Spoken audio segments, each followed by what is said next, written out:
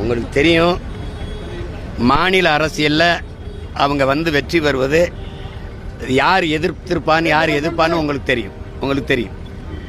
நீங்கள் கலைஞரின் மகள் கனிமொழிக்கே சீட்டு தராதவங்க கம்யூனிஸ்ட்டுக்கு எப்படி கொடுப்பாங்க? உங்களுக்கு பெரிய எங்களுக்கு வேற ஒரு சீட்டு அதிகமாக கொடுங்கன்னு பேசுகிறாங்க.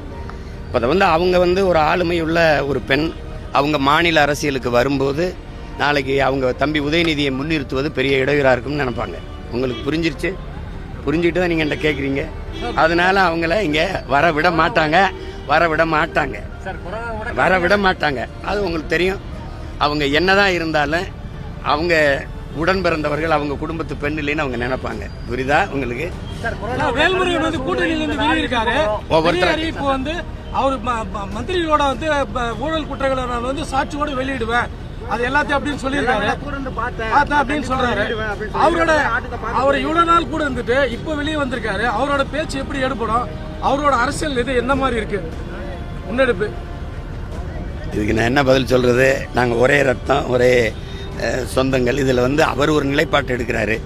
அதில் போய் நான் என்ன கருத்து சொல்றது? அதில் ஒன்றும் கருத்து இல்லை. அவர் சொல்றது இப்போவாது சொல்றாருன்னு நீங்கள் பெருமைப்படுங்க. இப்போவாது அந்த குற்றச்சாட்டை இவர்களை அடுத்த முறை தேர்வு செஞ்சிடாதீங்க அப்படின்னாவது எச்சரிக்கிறார்ல. அதுக்கு நீங்கள் மைல்ஸ் தானே அடையணும். ஒரு சீட்டுக்காக சரணடைஞ்சு ஆமான்னு சொல்லி சைத்து போகாம வெளியில அடுத்த முறை தேர்வு செஞ்சிடாதீங்க இவங்களை எச்சரிக்கிறார்ல, அதுக்கு பாராட்டுங்க. எல்லாராலும் கைவிடப்பட்ட ராமதாஸ் சசிகலாவோட இணைஞ்சிருக்காரு. எங்களை பார்த்து எல்லா கட்சியும் பயப்பட ஆரம்பிச்சிருக்குது அப்படின்னு ஒரு ஸ்டேட்மெண்ட் கொடுத்திருக்காரு. எல்லாராலும் நீங்க கட்சிகளால கைவிடப்பட்டதா சொல்லாதீங்க. மக்கள் எங்க ஐயாவை கைவிடுவாங்கன்னு நினைக்கிறீங்களா? அப்படி சொல்லுங்க. நீங்க எப்படி அப்படி சொல்றீங்க? அப்படி சொல்லாதீங்க. நான்லாம் அவருடைய பிள்ளை. அவர் இல்லாம எனக்கு இந்த உணர்வு வந்திருக்கு, இவ்வளவு போராட்ட குணம் வந்திருக்கு. 85 வயசுல தமிழை தேடின்னு ஒருத்தன் நடப்பானா? தமிழ்நாட்டில் ஒரு தலைவர் இருக்கானா? சொல்லுங்க. எங்க ஐயா விட்டா யார் இருக்கானா?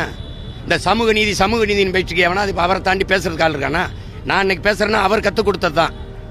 இந்த நாட்டில் என்ன உங்க ஈவேரா செஞ்சாரு? எங்க ஐயா ஆணமுத்து போட்ட பிச்சை 69 விழுக்காடு இடஒதுக்கீடு மண்டல் கமிஷன்ல. எவன் பேசுற நீ? இந்த நாட்டில் வகுப்பாரி பிரதிநிதித்துவம் இன்னும் பேசிட்டு இருக்கிற ஒரு மகன் இருக்காருன்னா எங்க ஐயா தான். நீங்க என்னங்க கட்சி எப்படி பேசுறீங்க? கட்சி என்ன கட்சி? மக்கள் கைவிடுவாங்களா? அப்புறம் இருக்கு இல்ல அவருக்கு இல்லைன்னா பிள்ளை இருக்கல, அவர் கனவை நான் நிறைவேற்றுவேன். இன்னும் ஒரு பிள்ளை இருக்காருல்ல, செய்யறோம். என்னங்க நீங்க அப்ப முடியலன்னா மகன் செய்வன்ல. வேற எதுக்கு நான் அரசியலுக்கு வந்தேன்? எதுக்கு வந்தேன்னு சொல்லுங்க. எதுக்கு வந்தேன்? இப்ப என்ன எல்லாரும் கூப்பிட்டாங்க, நான் போகல. அப்ப நான் அவங்கள கைவிட்டேன்னு சொல்லுவாங்களா, இல்ல அவங்க என்னை கைவிட்டாங்கன்னு சொல்வீங்களா? இந்த வயசுலயும் ஏதாவது இந்த நாட்டுக்கு செய்யணும்னு நினைக்கிறாருல, அந்த எண்ணத்தை பாராட்டுங்க. ஏன் போய் வீட்டில் போய் படுப்போம், என்னத்தையோ போயிட்டு போகுது நாடு, ஏதோ நாசமாயிட்டு போகுதுன்னு படுக்கலாம்ல. அப்ப செய்யல இல்ல. இன்னைக்கு உங்களை உட்காந்து பேசி ஏதாவது ஒன்று பேசிட்டு இருக்காருல்ல, இயங்குறாருலங்க, அதுக்கு கைதட்டுங்க, பாராட்டுங்க. என்னங்க ஆமா, எங்க ஐயாவை பார்த்து, எங்க அண்ணன் வைகோவை பார்த்து, எங்க அண்ணன் திருமாவை பார்த்து, எங்க ஐயா விஜயகாந்தை பார்த்து எல்லாரையும் பார்த்து கத்துக்கிட்டேன். கற்றறிவை விட பட்டறிவு மேலானது இல்ல.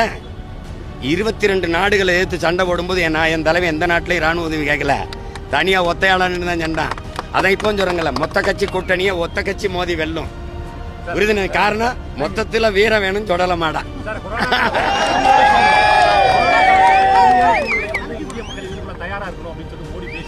கொரோனா காலத்தோட கடுமையான சூழ்நிலை இந்த மக்கள் எதிர்கொள்ள தயாரா இருக்கணும், அப்படி ஒரு சூழ்நிலை இருக்குன்னு பிரதமர் மோடி பேசி சூழ்நிலையை தரப்போறதே அவங்க தானே. அவங்கள இந்த தேர்தலை எதிர்கொள்ள நம்ம தயாரா இருந்துக்கணும்.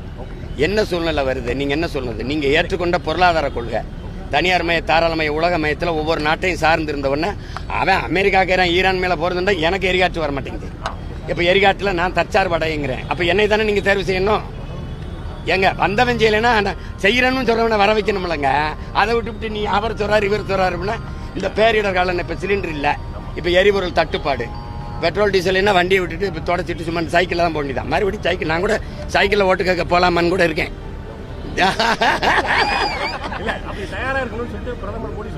இருக்கும், தயாரா இருக்கும், ரொம்ப தயாரா இருக்கும்.